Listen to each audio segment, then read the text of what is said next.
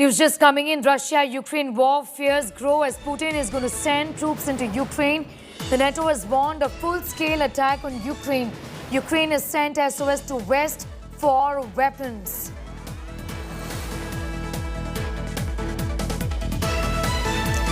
Just a few minutes ago, in fact, you heard from the European Union that has announced a fresh set of sanctions against Russia, and this involves,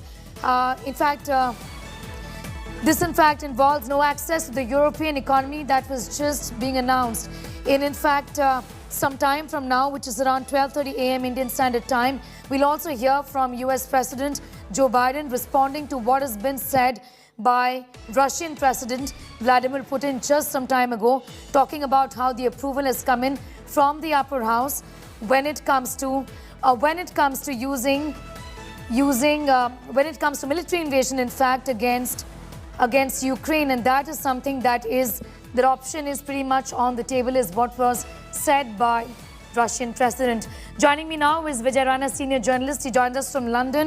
Your reaction to what was said by the European Union just a few minutes ago when the announcement came in, and that was pretty much expected, that there will be sanctions, and this is going to be in effect of blocking complete access to the European Union's economy, essentially, for Russia, which means Russia is going to be constrained in a big way. Mr. Rana. Yes, they're trying to hurt Russia as hard as they can economically. And so European Union is the third major group since this morning who have spelled out their sanction plans. And according to some experts, that the sanctions announced so far can knock off at least 4 to 5% of Russian GDP, so which would be a substantial damage. But looking at what the game that Mr. Putin is playing, that he is demonstrating that he's in no yielding mood, and he wants to play tough and see the resolve of the Western Bloc. And let us see, in half an hour, Biden will be speaking from White House. Let us see what he does.